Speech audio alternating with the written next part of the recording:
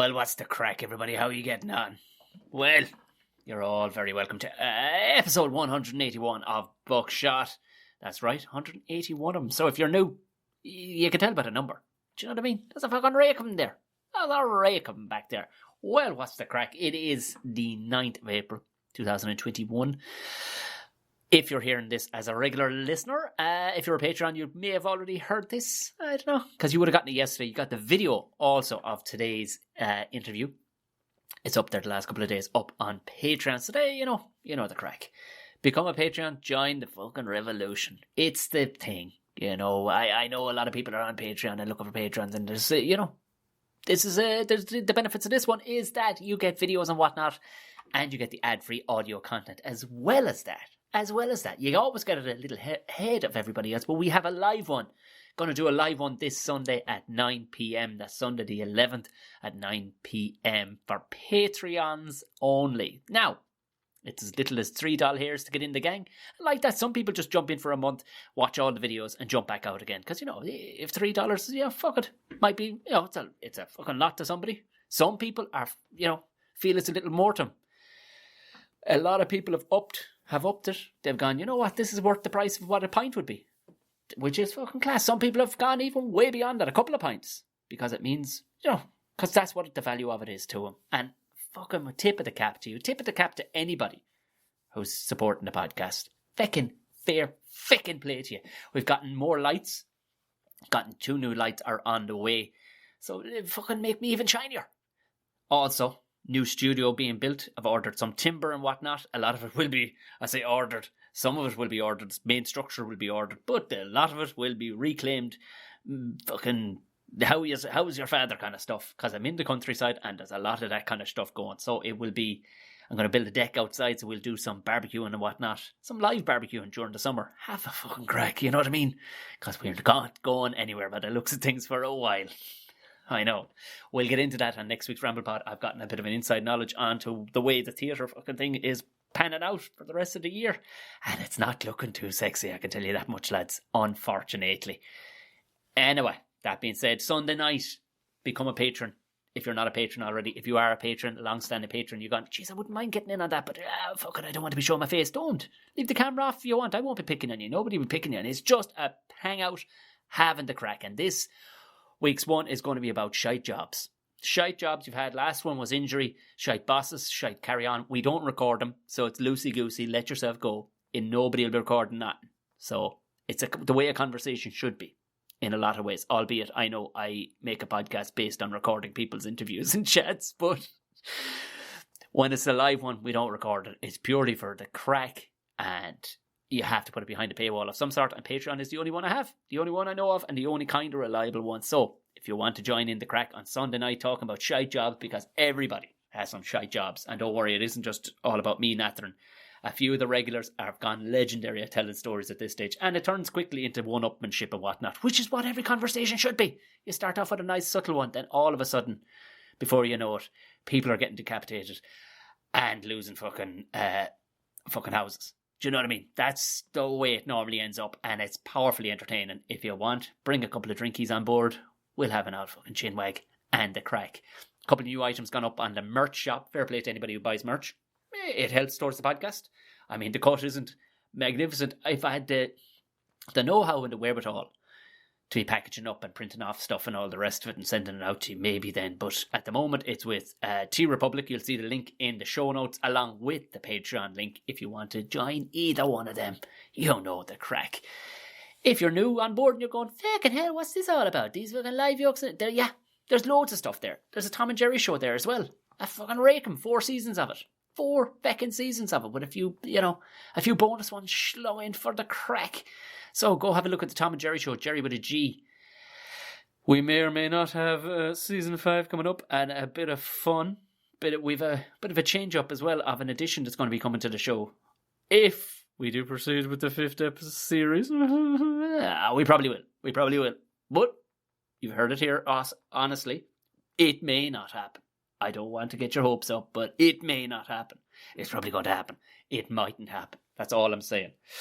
Now, that's all of that stuff out of the way. Let's move swiftly on into today's guest. Today's guest, we have been intrinsically tied through one means or another. They say you're never, Kevin Bacon effect, where you're never more than 7 degrees away from Kevin Bacon. Well, I'd say rashers and sausages, myself and this man, are intrinsically tied through a lot of things down through the years in the way of comedy and having the crack and whatnot. And it becomes apparent during this chat, he is 1/3 of $3 Left, which is a splinter group from, I say splinter group, I did that without even thinking, splinter group. Anybody who knows the West of Ireland accent tends to have a sh in a lot of places. This was powerful crack. He is splinter group from the very well-known Hardy Bucks, which of course Owen Colgan, myself and Owen Colgan had a podcast as well called Harden Up, which may make a return for a couple, probably do a live one, I'd say. Been a right way to do that, I'd say, when we do get a chance again. But like that, we're busy with our own thing. One part of the 3 Bucks, and now they have a brilliant podcast called the Dead Hedgehogs. What? How good is that name? The Dead Hedgehogs podcast, where it's himself, French Toast, and Mikey Salmon come together. But in this particular one, I think it's good to single them out because it gives me an opportunity to get 2 more episodes between Mikey Salmon and French Toast. This, of course, is with the great and powerful Stephen Kelly, a.k.a. Cowboy Lavin, everybody.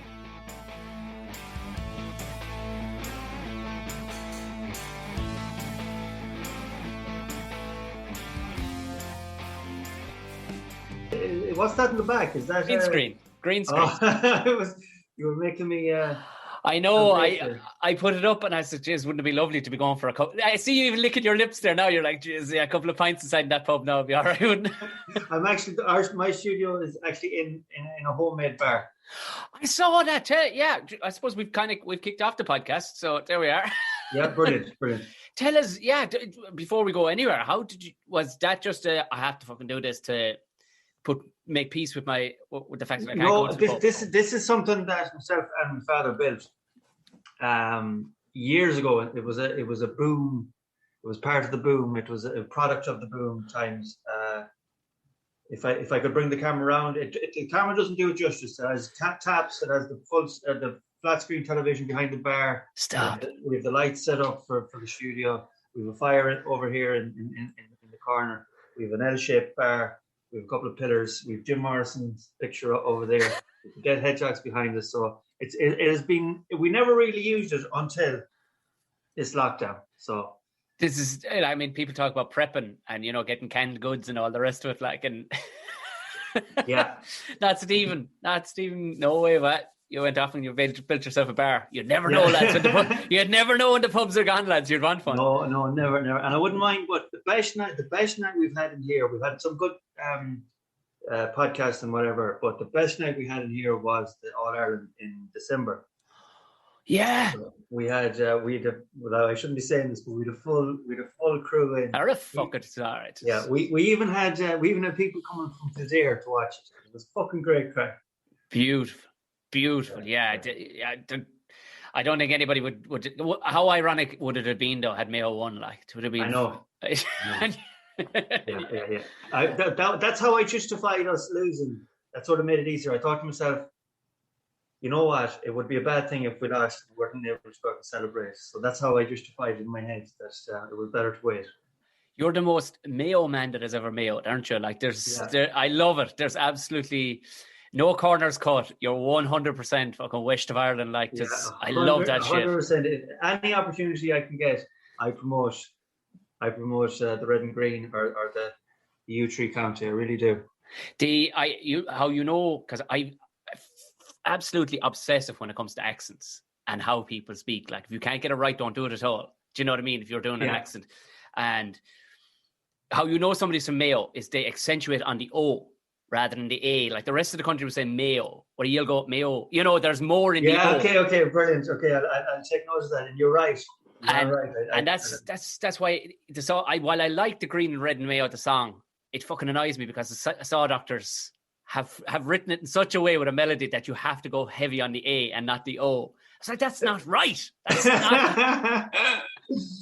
And it's funny that the Saw Doctors made such an iconic Mayo song because and to win just once, we've taken that song to win just once. and they're a Galway outfit. Yeah. They're all Galway. If anything, it is a small bit smarmy, I think. It is. It could be. They have actually about 3 or 4 Mayo songs that we end up singing up when we get up to Croke Park. It's just bananas, and I know that they're staunch Galway people too. So. Are you a good singer? No. As soon as I think I am after a few pints, but I know I'm not. I think whatever level of singing would come out of you with that beard, Stephen, I think anybody would just accept it. Like, you're right. Myself and Pete and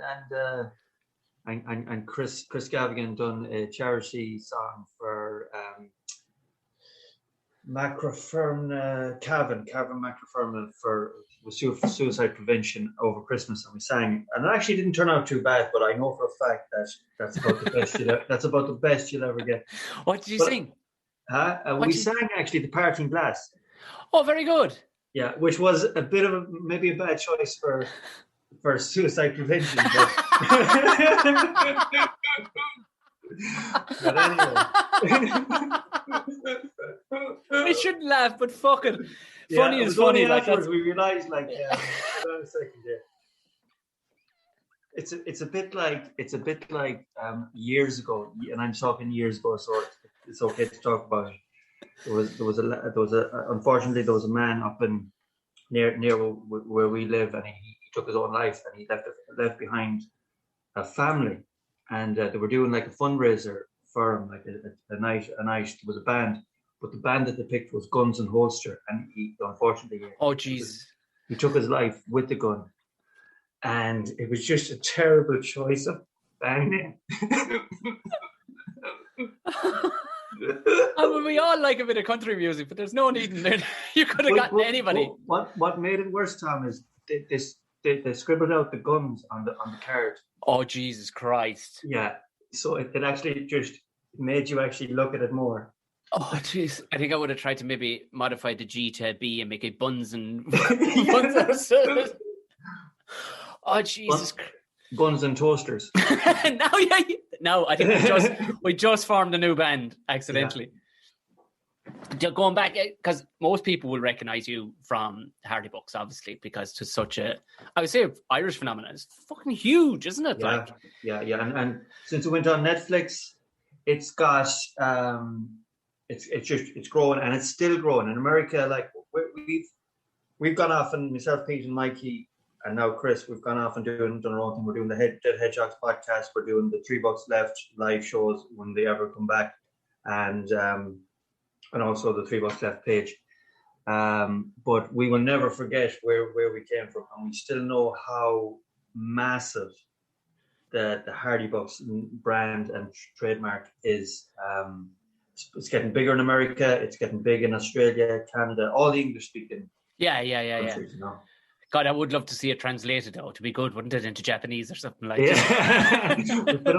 we put up this picture a couple of months ago of a Japanese-looking Mikey Salmon. But the thing is, we done a pistol. We said going to be airing, like it was like just the spit down of Mikey Salmon. The only thing is, he knew he was Japanese. We said there's going to be a Japanese version of the Hardy Bucks, but people believed us. So people were texting in, I can't believe it, how did we get it? And it was like a complete piss take. It was a complete piss take. But then we said, guess who this lad is playing? And yeah, you guessed it, the Viper. Like it was a complete piss take. Oh my God. People actually got so excited about it that they started like texting in. But there's a massive hunger. There's a massive hunger for the Hardy Bucks. That's for sure, yeah. I love the notion, like, arigato, schlei, you know? Yeah. It was so funny. But we'd love. There's so many obstacles in the way of it getting back together. And the thing is, if I had as much time as I have now, I've made my life, like when I was in my 20s up until early 30s. I was so busy. It was only like past the Hardy Bucks was just like a hobby for me. Yeah. But now, do you know what? When I seen the live gigs and when I got on the Vickers Street stage, that's when I fell in love with the whole thing again. It was just like it was when we were doing the YouTube stuff. I lost the love for it when RT sort of taken over. I mean, I had to go down that route, and that's fair enough. But I lost the love for it because there was so much stuff that was recorded, and it was brilliant, and it was never shown. And I just I'd be telling people about, oh, I'm in this scene, and it's the first scene of the first episode of the second season. And I remember there was this particular one. We spent all day. We went out and got dinner. Then we went back, and it was nearly 18 hours of hanging around doing video work. And Kevin McCarran was there, and Kevin was brilliant that particular day.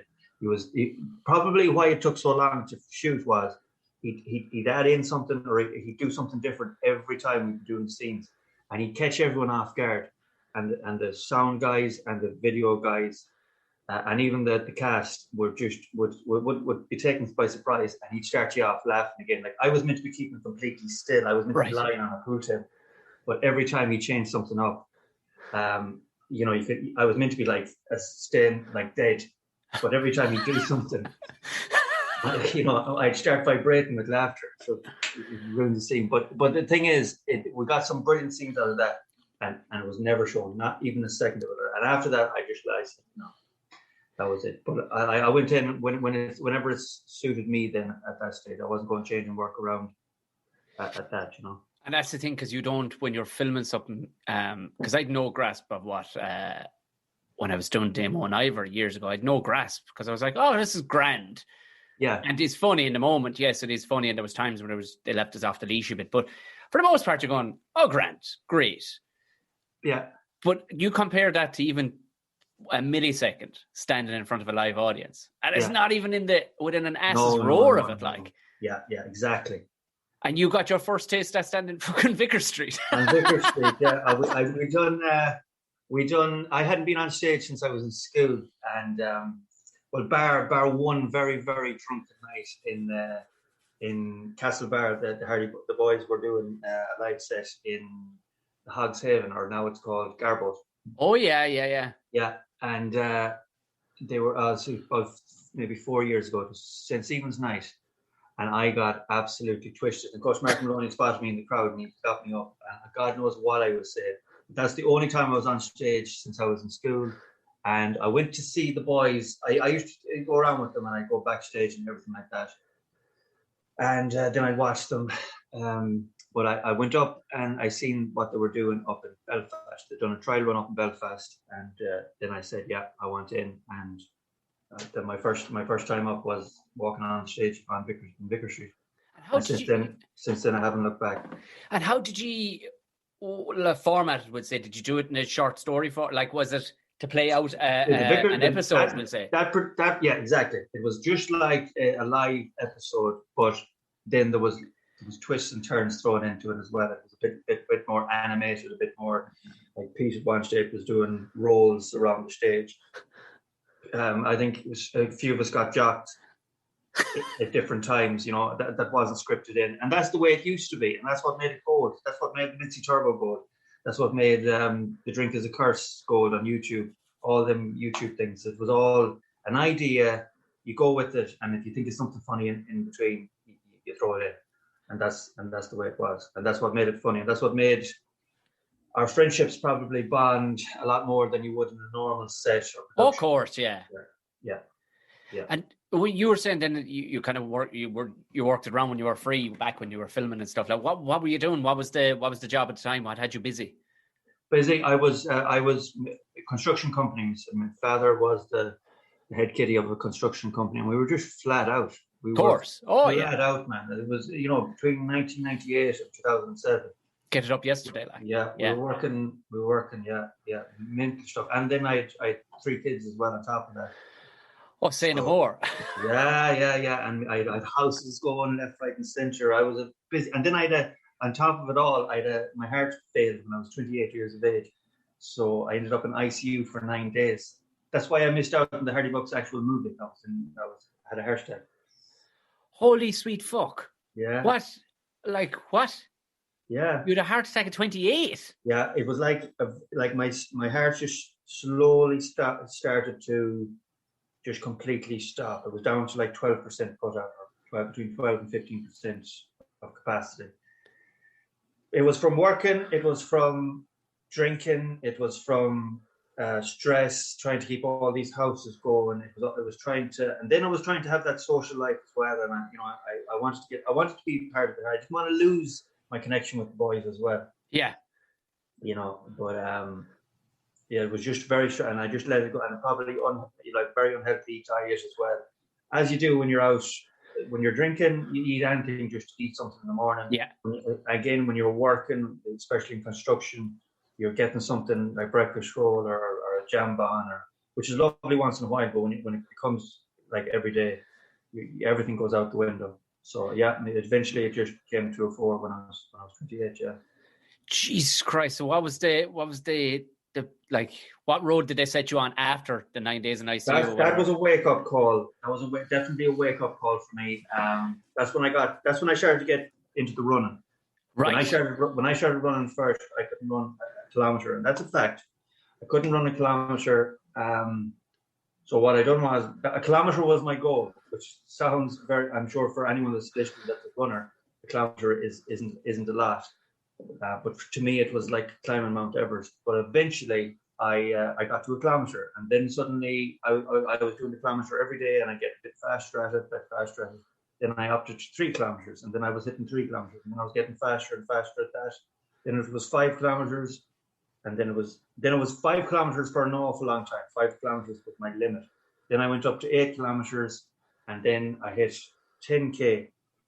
10k to me was a marathon as far as I was concerned. It took me ages to get that far. And the first real times 10k, I was so happy with myself. Like, it took me 3 years to get to that I got into it like enough that I could race in a 10k. And the day before I had the aneurysm at 31, that was my first timed 10k route, and I was the fittest I'd been. And at this point in my life, I have 4 kids, to 2 different women who I get on well with, very much so. We just didn't. The 2 relationships just didn't work out, and I was with a different girl at the time. So you can imagine what my head was. Mother. Yeah. Jesus, I need a drink just listening to that. That's yeah. So I had changed my diet. I had changed my diet and definitely my drinking habits. I wasn't drinking every weekend. It was once every 2 weeks maybe, or every month, once a month. But the problem with me with drink is once I start one, it could be a 2-day thing, and I think it'd be easier if it was maybe two pints a night, or maybe a glass of wine a night. But I have to go a bit like French toast, a bit like all the boys. It's actually in our DNA. We don't have a choice. Like Celtic DNA, it's foot to the fucking floor, or put me in a barrel, one or the other. It's exactly. Yeah. So, and that was it, and that's when I had the aneurysm. But that was when that was nothing I could do. I was doing everything right, bar a bit of stress, obviously trying to keep everyone happy, trying to keep the kids happy, trying to keep their mothers happy, and trying to keep my own relationship happy at the time. My family, I was living a bit further away. We moved into this beautiful house in Claremorris. Work was going good, although I had to travel a bit further away than usual. And then that night I had the aneurysm after doing the 10k. And was the aneurysm, what was that brought on from, or was that always going to happen anyway? Would you believe that when I was 21, I fractured my skull. I fell and fractured my skull on a night out. So it might have had a loose valve since then. The blood pressure at 28 was sky high. It might have had something to do with that. But it could have been one of these things that just happened off the cuff. Just 2 o'clock in the morning, I got up, walked down the stairs. I didn't make it to the bottom of the stairs. My eyes closed, my hands dropped, and I fell for the last 2 or 3 steps. And the only reason that was because there was someone happened to be up watching the television and seeing what had happened, or I would never have known what happened. Jesus! And what was only for they were there, only for one of my mates was still in the house, and he just happened to be watching because I had a big screen television, and he was watching a movie.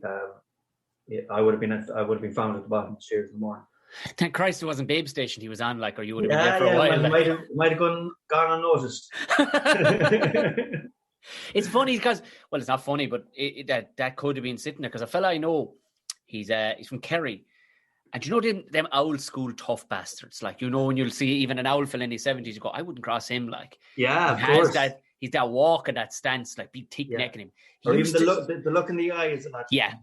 Oh, he has that 1,000 yard stare, like he does, but he was a bulldozer driver for a crowd I worked for. But he used to be a pro wrestler back in the Big Daddy days, back in years ago, back with Giant Haystacks and all the rest of it in the UK. And I said, did you suffer any major injuries? He says, I heard the odd rib and stuff like that, but the worst injury, the whole lot, he says, because you'd have it. At least you take a slap. Like, he's now with Haystacks that hit you. He says, I probably got a lot of concussions, all right, because his hand was like getting hit with a car door. Like, but he says the worst one of the whole lot was a youngish lad was after coming on the scene, and he was to give Jerry a pile driver. And you always protect the head. You keep him up, you know, when you give him a pile driver, you keep the head up off the ground so you can tuck it. He's the fucking he just dropped me, like, down on the concrete. And it wasn't. Oh, Christ. Yeah. And of course went off on the beer with Haystacks and a couple of more guys afterwards, like, said no more about it. But it wasn't until 18 or 19 years later, bang, and they found there was an old bleed. They found scarring in around the brain, like where he was, and they said that's where the aneurysms after coming from. And he said that's the exact spot. So he had to be that monitored every year. Then he'd have to go back into his 70s. He'd have to go back. But that you know, I never really looked into was that the reason for it. And I'll tell you why, because it was a very, very good friend of mine that I've grown up with all my life that happened, that not caused the fractured skull. And I never wanted him to think he was the cause of the aneurysm years later, because I know he was very put out. It was just messing. What happened with the fractured skull was we were in Dublin. We were waiting for the weather to clear so we'd get the boat over to Manchester. We were driving over. A mate of ours driving us over. But of course, we went drinking in Dublin City until and we were going down for the car. We were only young fellas, like I was 20, 21. And we were running down for the car. We used to have this thing where, you know, front seat, whoever gets to the front door first gets the front seat. It's just like nonsense, especially with a few drinks in you. So I ran down anyway, and I got there first, but with my hands in my pockets. And he came around behind me, and he went sort of to push me, just completely not meaning anything, but I had my hands in my pockets, and I fell forward and hit my head on a curb. So that was the cause of the fractured skull. But was nondescript thing ever. Like, you couldn't see it coming in a mile away. Like, yeah. But actually, we still went to Manchester.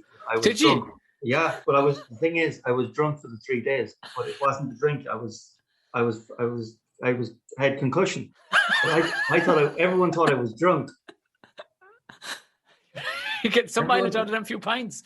Huh? Yeah. Like, they were giving me, they didn't want to give me anything strong, so they started giving me Smithwick's instead.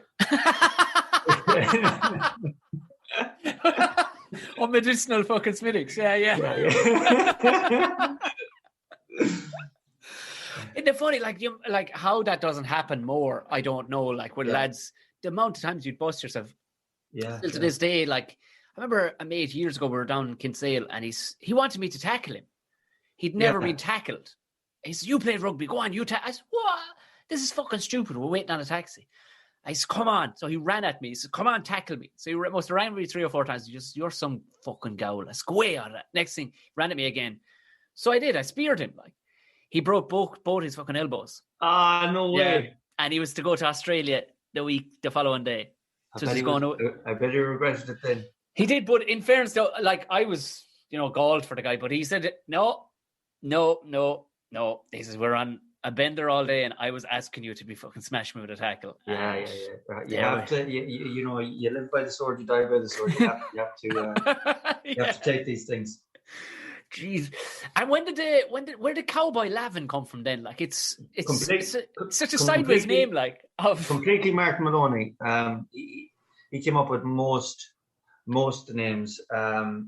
He had that. What happened was, Martin came over from Liverpool when he was 12 or 13. And Right. because he probably had the Liverpool accent, he probably didn't. It took him a while for everyone else to warm to him, but I warmed to him straight away. I knew that there was something gifted and talented about this dude. He was just, his imagination was just out there, even at 12 or 13. Right. And we became close, and we spent ages like just scheming and drawing up plans and writing up stuff. And years passed, and then Martin went to Sweden and he went to Interrail, and I sort of went off working, and he'd always been drawing up these like sketches and what like that, and he was always like imagining this, and he was always dreaming big. But he went off anyway, and I went off and done my own business. And I think it was Christmas Eve, I went to midnight mass up in Galway, and I was walking down Shop Street, and there was a buskers out, and there was a crowd out. There was a bit of singing going on. And who was in the middle of it but Martin Maloney? And he goes to me. He said, all that stuff that I used to write years ago. He said, well, I've a sketch wrote now, and I want you to be in it. I've your name made as everything. It's Cowboy Lavin. And I was like, well, firstly, I was delighted to see him. Yeah. And secondly, I was like, right, okay, yeah, right, Cowboy, RTE, or he was actually thinking Hollywood. He was going bypass. He was all the way to Hollywood. Fucking good man. RTE, yeah, Martin dreams big. And I said, great. I said, get back to me. And at the time, I don't even think there was Facebook. I think it was Beeple. And he got his email address. And surely enough, a few weeks later, I got an email off him. And it was sort of the idea for the Mitzi Turbo Cup. And that another few weeks had passed. And then I met him again in Galway. He said, next Friday, he said, be at the community centre in Swinford. He said, we're going to be shooting. And I said, sounds so. He said, what? I said, what will I wear? He said, oh, wear anything you have. The more ridiculous, the better. So I had a bandana and I had a pair of leather trousers. And I bought them leather trousers in America myself. I do not know why.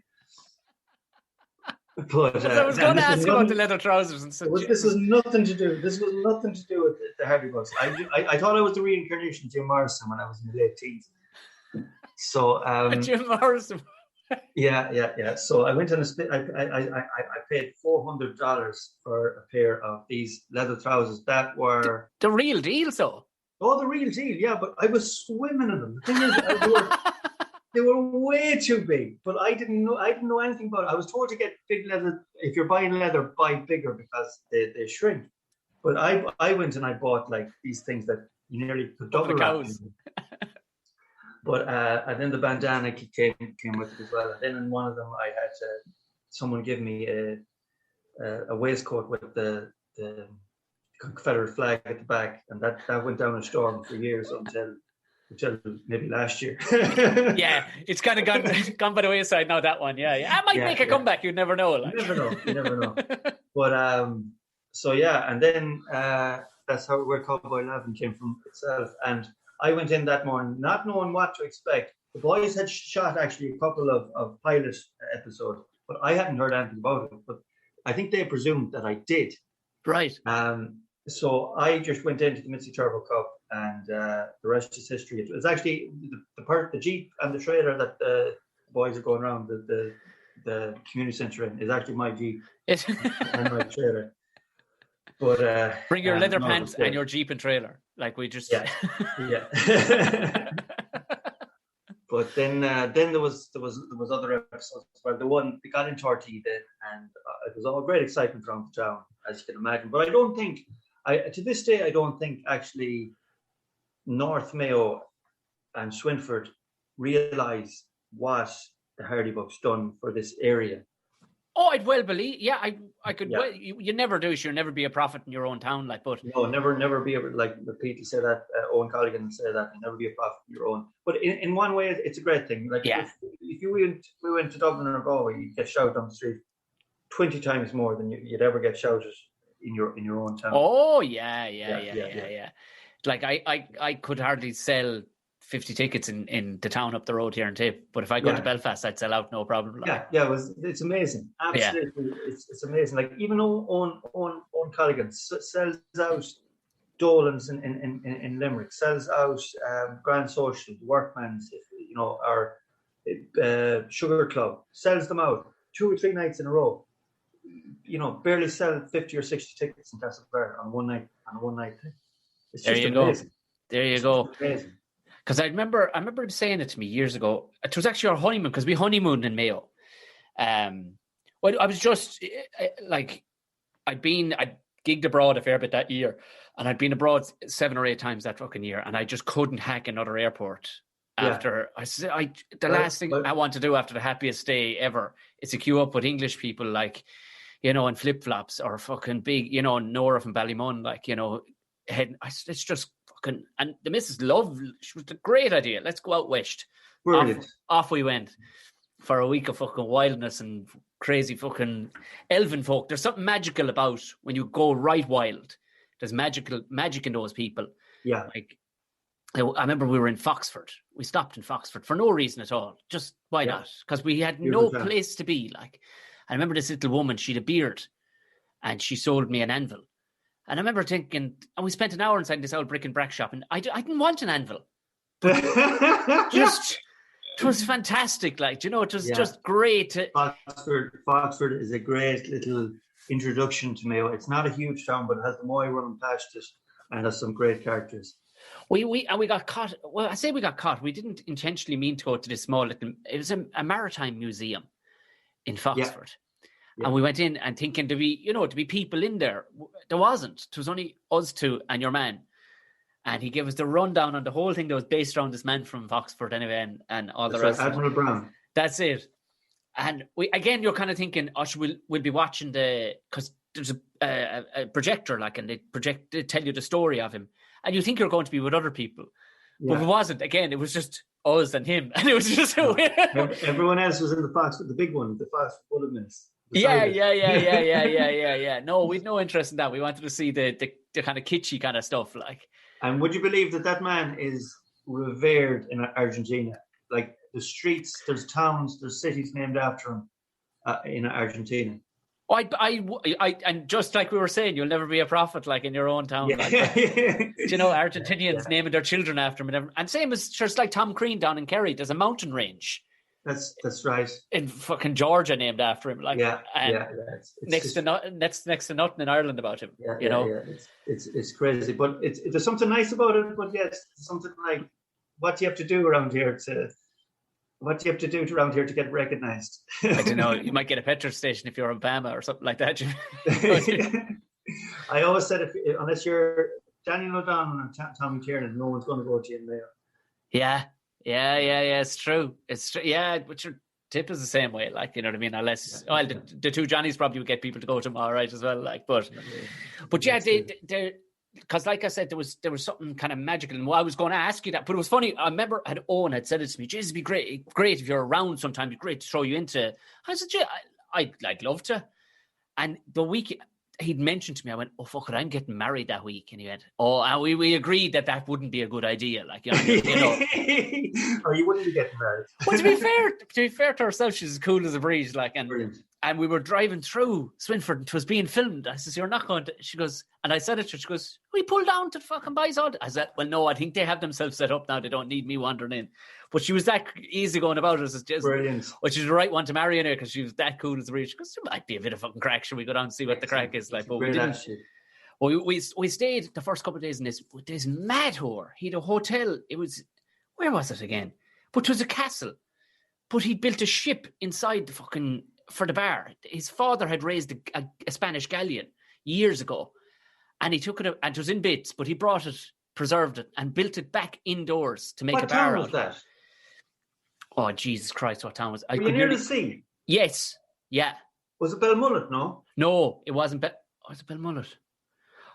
Oh, Jesus Christ. And it wasn't Markree Castle, because we've stayed there before, but that's Sligo. Yeah, no, we stayed there another time. Lovely hotel too. Jesus, I can't remember the name of it. Somebody now is listening to this going... Mount Falcon, Balik? No, we stayed in Mount Falcon. Yeah. Balik, that's it. Balik. That's Ballina, yeah. Ballina, yes. Yeah, we stayed in Mount Falcon. Not as much crack, but it was another hotel. We stayed in two different hotels that week just to have Mount a tip Falcon is a bit... bit schwanky now. You know how you get like really fancy hotels, but yet there's still a bit of crack. Yeah. Mount Falcon would be a really fancy hotel, but there'd be no crack. No. We were the only thing we went shooting that day as well. But we went off with falcons, actual falcons. Do you know you can walk them and stuff like that? But still, we were kind of going. You shot the falcons. Do you know what? I was going to do the crossover of the two. Can I just bring the gun and shoot falcons? Like, but your man was saying, I actually know the man. I actually know that there's two falconers down in Mount Falcon, and I know one of them well, and I know the other one to see. So I would have loved it. Well, I wouldn't have loved, but it would have been some crack if you shot one of the and I'd be known to fucking pull a gun or two. But yeah, no. But there was a wildness. I remember the day we walked, like the day we got wedding done, fucking bolted the following day, gone across the country into Mayo, and it had been a whirlwind of a week. And herself was, I'm fucking knackered. I'm going up for a lie down. I says, mighty, I'm going looking for the bar. And in I went and sat down. I just sat down on this kind of sofa that was a bit fucked, but it was nice looking, but it was a bit fucked when I sat on it. Yeah. Nobody else in the bar. But I started looking around and like this one on the green screen, but it was a fucking ship. I went, is this a fucking ship? And out of nowhere, this barman just walked over. He goes, and he just landed a pint in front of me. No hello, no nothing. Just landed a pint down in front of me. He says, yeah, it is a ship. I went, it is a ship. And like that, we were 2 hours chatting. And he was just, there was a magic about him. Like there was, that. I must, when the pub's open, I must go to that. Oh, it is well worth it. Check it out. There's some brilliant spots. And then the further west you go with likes of Belmullet, Binghamstown, up by Pullatomas, all them, Glenhest, where Owen is living now, down in Isala, all along that wild country. A lot of like country pubs still going there. There's a lot of old money, old cash. The houses mightn't be too great, but you can be guaranteed that the fridges are full of money, or the fridges are full of money. I hope they are. Yeah. Fridges are full of food. The drink cabinets are full, and it's just old Ireland. And cash is king around that area, and they just shit themselves, and they're brilliant. They're salt of the earth. Yeah, and that was the whole reason for moving back down home to Tip. Like, and it's very much like that same way. Like, is that and nothing moves at the pace you think it moves at. What it used to when I lived in the city in Dublin, like you just everything moves faster, and products are given to you quicker, and everybody's has less time. Like, whereas I didn't realize the amount you go up the road there, like, and the amount of lads that are laying there on bonnets of cars chatting with other fellas, like. It's just where would you be going? Things get done in their own way and in their own time. Yeah. Like with the plumber, I've said this on the podcast. It cracked me up. Or not the plumber, but we're getting oil. First couple of days here, and I said, just a bit of ordering some oil, and rang your man. Sticker on the side of the tank. I said, sure, I'll ring that fella. I think I know where they are anyway. And your man, I was ringing with card in hand, ready to give your man, all details as it was. I'd always been very cut dry. You could actually email for it in the last place I was. You can email, send through your order, and rang this fella. No website, no nothing, And your man didn't answer the phone, say, hello, Kelly Oil, or he did. He just answered and he went, well, like he knew me. Could be anyone. I says, well, he says, what are you after? I said, drop of oil if it's going. He says, not about it. What should I put you down for? Again, we still hadn't even established who I was or where I was. And all that kind of came. And I said, can I give you my car details? Sure, you can if you want, or whatever, pay it another day. Pay it another day if you want. And I thought, fucking hell, so I paid your man or whatever. And I figured I'd be a fucking week now waiting for this oil. I not joke with you. I don't know where your man was on the road with the truck, but I went out and put on the kettle, drank, and I was halfway down the cup of tea, thinking about what I had to do for the rest of the day. And a fella knocks at the back window. Well, I was just fucking, he goes, Dial is in the tank there. Good luck. Brilliant. And gone. I didn't even hear him come in. Like, like a ninja oil deliverer. Just fucking operating on a completely different, and there'd be no hurry in these lads if, you know, the time, they will take their time, like, and that's just how it is. Come down with your big city attitude, like you're going to move these people, like, you're not. No, no, don't work like that. And but there's such a warmth as well. There's so much heart in these people. Like when we were doing, myself and Pete French Toast ran the Mayo coastline in September. Yeah, and the more roar we were getting, the nicer people. Like, we were strangers as far as we were concerned to these. There was people in the back arses of nowhere. Now, if anyone hasn't been to the very west of Mayo, it is wild. It is barren. It is windy inside. That's how. That is a fact. But these people were coming out of their houses, like elderly people in their 70s, 80s, wanting us to go to shop, and if we needed a coffee or use the toilet, or giving us €20 or €5 or €10 or €50. Stop. Yeah. And we didn't even know, like, these people wouldn't have been on Instagram or social, you know, Facebook or whatever platforms we have.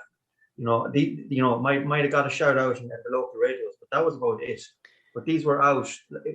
There was school kids when we were running during the day. I remember there was an Erris National School, and that's the only time I got emotional on that run.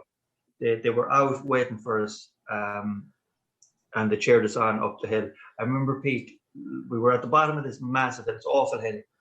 We were at the bottom of this hill, and I could see what was going on sort of 3/4 of the way up the hill, and it was a long hill, but I could see the kids out to the front, like everyone was at the front of the school. Yeah. And I knew it had to be for us, because there was flags and there was bunt, and I could see someone with a camera sort of in the middle of the road.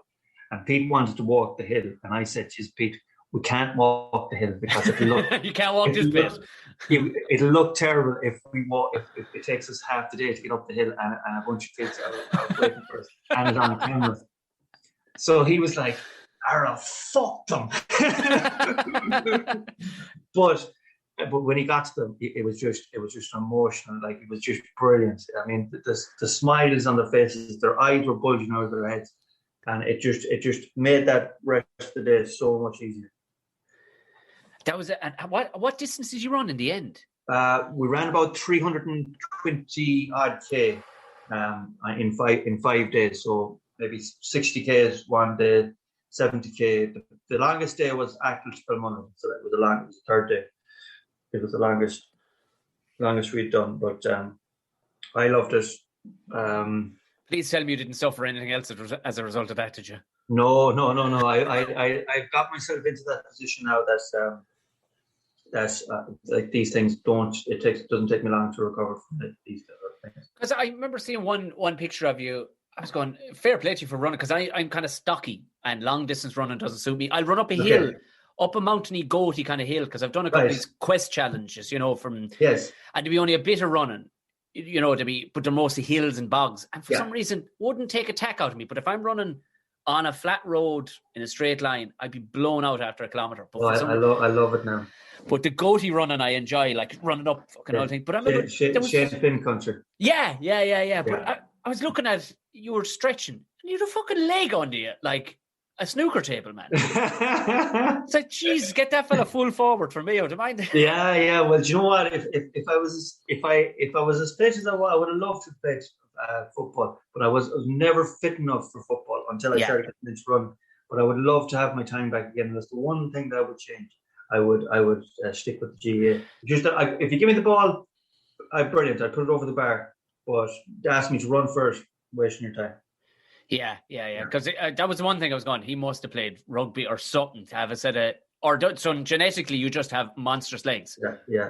Well, running as well. Running will do that. And you know what? I climb the Reek an awful lot. I climb it about once a week if I can. I live right at the bottom of it now. Do you? Yeah. I live in Mers, like literally between my front door and the statue, which is good from the car park. It's a good 500 meters already up the hill. Is just short of a kilometer. So that'll tell you. Like I walk up to it. I don't bother even driving to the car park. I just walk up the hill. Well, I mean, yeah, we've the Galties at our doorstep here, and I just started making efforts because I figured I start getting in shape or whatever. I'm not posting any pictures yet as to where I actually got on because other people I see, children are able to go further than me, but I get there. My parents in their 60s. It's no way to carry is doing things like that. It's absolutely no way to carry. Yeah, no, you're right. So tell me, when did the splinter cell form then between where was this brainchild, or were you yearning since your taste of stage, like were you going? Yes, that was it. That was when we made a decision. That was 2019 April. Actually, it's actually coming up. The 2 years is coming up. That was 2019. So it's only 2 years really. So the splinter group has came about. We were up on Vicar Street stage and I just fell in love with it. And I knew that Owen was going off doing his thing. Martin was going back to Sweden. So they were like the two like big characters, and they were going separate ways. Okay. So me, Pete, and Mikey just were talking away, and we were like, I'd love to keep this going. Whether it be live or doing sketches, doing videos. He's more into the recording stuff and do it that way, whereas I'm more for the live stuff. I just live and breathe it. I just can't. Like we done it for the first time. I've done a live gig on the Zoom for the Bravey football team. A lot of the Mayo players get on that last Friday night, and even that was a bit of a buzz, but it's still not the same. No, it scratches the itch, but it ain't right. Like, No, it's not. It's not the full hit. And what was the plan at the time initially when you decided, fucking, let's get this rolling? What had you gotten through? We'll say, because I mean, you probably had 8-9 months before everything went to shite. That was maybe a bit longer. Actually, you're right. We didn't have an awful lot. No, we started doing the live gigs, and then I threw in a run from Dublin to Mayo. That was our first ultra distance run. Right. Yeah. I ran. That was from Beaumont. It was Beaumont that saved me from an aneurysm, and I remember on my way out of Beaumont, I said to them, "I'm going to run from Dublin to Mayo to pay back or raise money for this hospital." They were phenomenal, and that was in 2016. It was actually Easter 2016, because the reason it was so easy to remember is the 100-year commemorations for 1916 Rising. Right. Yeah. So, and a couple of years had passed at that stage, and I still hadn't done the run. And then Vicar Street happened, and I was like, I've had such a great life. It's if I don't repay the people that give me them extra 3 years and to get me to this stage in Vicar Street, I'll never do it. So we threw in the run from Dublin to Mayo on top of that. And that sort of gave us a bit of a platform as well. Our platform sort of grew there. But the ultimate goal then for $3 left was A, to start making sketches again, B, and probably the biggest reason was to go back doing live gigs and have a platform to promote these live gigs and get people in. And that's, so far it's going from strength to strength. Yeah, because I remember you always know when things are going good for lads. When I get sent it from lads who are fucking really far away, do you know? Yeah. A mate of mine, he's in Korea. Right. And he sent me a video of you in the car, and it was one of your monologues. You know what I mean? Yes. I think it was it was a one about some fucker in the Tesco's car park. You were to meet some fella or something. Do you know? It was yes. That one took me, but like I thought of that one and I put it aside. I stuck it up, and actually I had wrote sorted that one, and next thing I was going to Casper one day. Martin Maloney texted me. He said your video is doing very well, and at that stage I'd thrown up 3 or 4, and that's the one about running I want to run your fingers through my hair. Yeah. He said, I said, which one, Martin? And next thing he sent it to me, and he said that was in the same group as Oasis. Like Oasis had a WhatsApp group, and they'd been sending that around. Stop. Yeah. So he said, whatever you're doing, he said, keep doing it. And that one then, like at that stage, I didn't realize how things went around. So I was only learning about the analytics and everything like that. So isn't that funny? So, like, because just like that, you know. But also, I mean, it's enough the ground you licked it. You had to put the work into creating that, you know, that personality in your head too. Because and it's funny that people are just sometimes happy to throw that away. But in all the days and the amount of shite that's out there, if people have good stuff, put it fucking out. Because I remember driving with McSavage a couple of years, probably 3 years ago. We're driving back up from Limerick. I said, "And where are all your sketches?" I said, "What do you mean, where are they?" I said, "All the Savage Eye sketches, where are they?" He goes, "Well, RT kind of have them." I said, "You're not on." I said, "But you can get them, right?" He goes, "Oh, yeah, I have creative rights of them. I can put them out, whatever." I said, "Well, why don't you have Instagram?" He went, fuck all that. I said, "You have to." I said, "Because it's all sitting there right now." Yeah. And then lo and behold, about 3 months later, he finally decided. Now he's, you know, amazing on Instagram. But again, that's like, right. do you know? Yeah. Owen knows him as well, and he was. I think he was telling him to get. Owen was always. It was Owen that told us to get Instagram. He said, "You're made for Instagram." Oh, absolutely. That's what I was getting around to, is that you're made for it. Like, do you know? And there's even humor in the way you speak too. Like, because S has become SHs, and it just makes But so sometimes they're natural. Sometimes absolutely. But you may as well lean into it. Like, lean into it. That's a brilliant description. I found myself when I'm gigging in London, and I don't know, maybe more polite people than me would soften their accent. But for some reason, when I hear people straining, I turn into Pat Short, basically. I just ham it up to the death. I turn into one of the Unbelievables, like, because I don't know what it is in me. Then I start laughing inside my own head, like. Yeah. If it's funny. If you can watch yourself, a couple of times and it's still funny after 2 or 3 times, you know that's funny. Absolutely. And tell me this: where did the name Dead Hedgehogs come from? Because I'm looking at a dead hedgehog on the wall behind you. I tell you what. We when we set up $3 left, most people loved the name and the fact that we kept the bucks in it. There was a couple of people that didn't like it and that said that we should have went away from the Hardy Bucks altogether if we wanted to set up a splinter group. So we always wanted to change it, but suddenly $3 left became so like popular.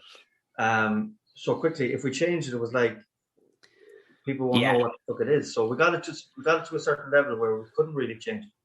But we always wanted to have a different platform. And when we went for the podcast route, which is only really since November time, we wanted a completely different name from Bucks or anything like that. So we tried for ages. Actually, do you know what? I'll tell that again. We were going to change $3 left, but it took us so long. It took us so long to come up with a name that by the time we decided on the name, like we had over 10,000 followers on Instagram. And we as Eddie, the former Ireland rugby coach would say, you can't put the shit back in the horse. Exactly. So we'd already made up this thing. So when we went for when we did settle on a name, and the reason we picked that name was myself and Pete were always wondering what would we change the name to. And we were driving along, we couldn't come up with a name to suit it without anything to do with the Hardy Bucks. We were driving actually Mount Falcon, we were outside Mount Falcon, we were driving along, and I seen on the road a dead hedgehog, and I just go, Dead Hedgehogs. And Pete said, brilliant. And I shot that hedgehog. Isn't that an amazing story? Yeah. Oh, but it is, because I was going, maybe there's something mystical about it or whatever. I love when I find out that it's a story as simple as that. We saw a dead hedgehog, Tom, and we liked how that sound. As simple as that. Now, I actually looked into dead hedgehogs, and apparently it's used in curses. But anyway, and that's why I thought it was mystical then, like that mystical woman that sold me the anvil in Foxford. I don't know if she really existed. If I went back there, would anybody have ever heard about her? Was it just that's Foxford for you? That's Mayo for you. That's it. You could just walk through to the fairy folk, and before you know it, then you're in another time, and you bought stuff for a workshop that you don't fucking need. Yeah. And had you ever? I won't keep you for too much. I know I'm just keeping an eye on the time because I know you're a busy man now with all this pumping out podcasts at a rate of knots. I know. Keeping it going anyway. So, have you any inkling of even would you go out on your own in any ways? Like, I think. Like when the boys, when a couple of the boys were, say, busy doing other things, and Pete would be always, especially in the beginning, he said, you've sort of grown into this where I've done all these gigs with I'm not as fallen in love with the gigs as much as you are. He said, why don't you go out on your own? And I thought about it, but for me, it's a part of the whole thing is having my friends with me backstage. Having that closeness, I think if it was just me doing this, even if I had 100,000 followers, I don't think I'd love it as much as when Pete's involved, or Mikey Salmon's involved, or Chris Galvin is involved in the podcast. I love the closeness of having the group of us all together, and I went off and done gigs on my own, maybe with other people, and it's just not the same. Yeah. It doesn't get any less lonely. I can tell you that much when you're when you're in a lineup and it's just you on the bill. Yeah. But as you know yourself, there's such a buzz about being on stage. Like if you're ever at a three bucks left stage, what the format usually is, we always try and if there's local comedian, or even a couple of local comedians, we'll give them a bit of a platform, let them up first, or even a singers or something like that, some sort of entertainment. Yeah, we might throw it at the beginning, we'll throw maybe in the middle, just to give other people a bit of a platform. But usually the running order is Mikey first, me second, Pete third, and then maybe at the end we'll come on together. So we are out there on stage. We're low, but the buzz is just unbelievable. But the only thing is, there's a bit of an anticlimax at the end of it. Like when you're finished after. Oh yeah, of course, yeah. You come down after about a half an hour. People think you should be out, mad. Oh, we're going to hit the town now. We're going to snorting cocaine off hookers. Yeah.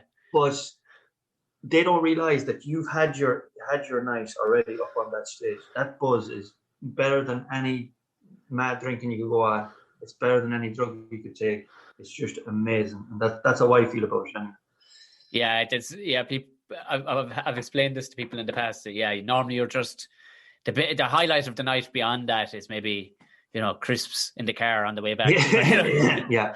Or getting a couple of messages at the end of the night saying that you were brilliant, or best show ever, or I love when people are laughing and happy, and just everyone's just on the same boat.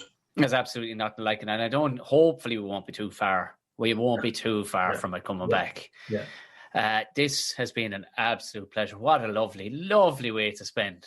Just warm, lovely way. I wish we were actually in a pub just leaning up against now. It'll happen. It'll happen, definitely. It'll absolutely happen. So just could you give the details? I'll put links in the show notes anyway as to where best, I suppose, because the Dead Hedgehogs is absolutely flying it. I guess if they're following the $3 left. Yeah. $3 left on Instagram, Facebook, and TikTok. For some reason, we just got into TikTok. Well, it's the same thing. The same video will work on Instagram as it will on TikTok. So we went down to TikTok.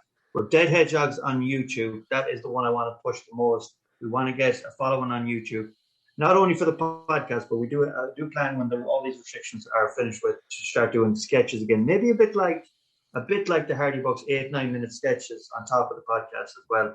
And YouTube is always the best platform for them sort of sketches. So Dead Hedgehogs on YouTube, and it's also on Instagram as well. So basically, we're all over the internet. So you can't miss us. Fantastic stuff. And next time I have an inkling to be heading to Mayo, I'll bring the gun, and we might end up filming something for the crack. Yeah, we'll shoot the Falcon, send them on Falcon. Stephen Cowboy Lavin, thank you very, very much. No problem. It was an absolute pleasure. Brilliant. And my thanks again to Stephen Kelly, a.k.a. Cowboy Lavin. Like he said, There's the $3 left. Follow them on all the usual platforms, of course. But they do have the Dead Hedgehogs podcast, which is great. They've just started up. I think they're about 10 or a dozen episodes in. And they've got some great guests. And it's really, really nice, light-hearted chats that they have. Brilliant. Thank you very much.